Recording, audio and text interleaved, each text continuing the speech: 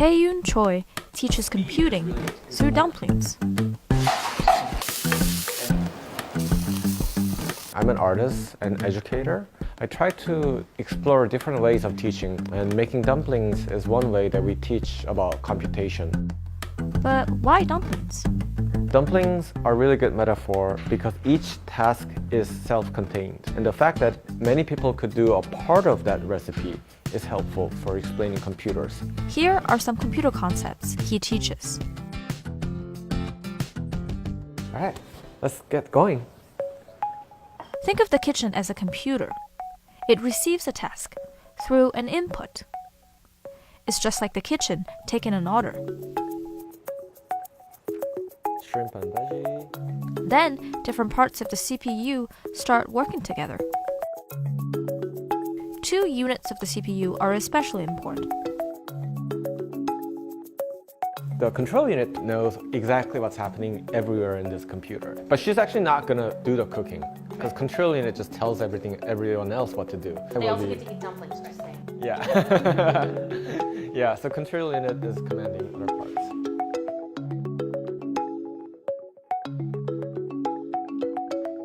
Here we have ALU, which stands for Arithmetic Logic Unit.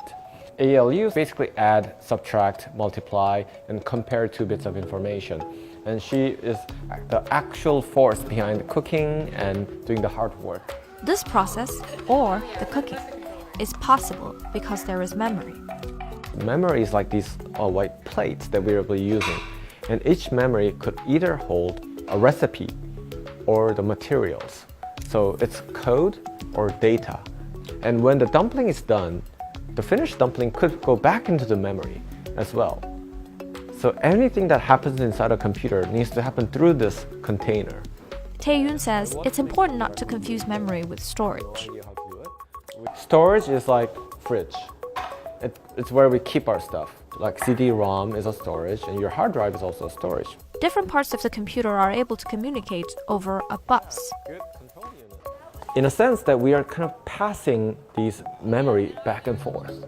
My hand gesture is called bus. It's like bus between parts of the computer to the other parts of the computer. Once instructions are given to different units, they can either perform serial processing, when one unit does all the tasks from the beginning to the end, or parallel processing, where a specific task is delegated to a single unit. One of you will just chop chives, one of you will just chop cabbage, and one of you will just fold, and it will be much faster. The process ends with output. It's now time to eat. The participants in my workshop vary from experts in computer science, or people who have no experience with computing, and people have varying degrees of experience with dumpling making. The goal of a workshop like this is to have delicious meal with other people, but also to think about technology, and specifically computing, as something very tangible. The dumplings came out good. Dumplings are usually very delicious.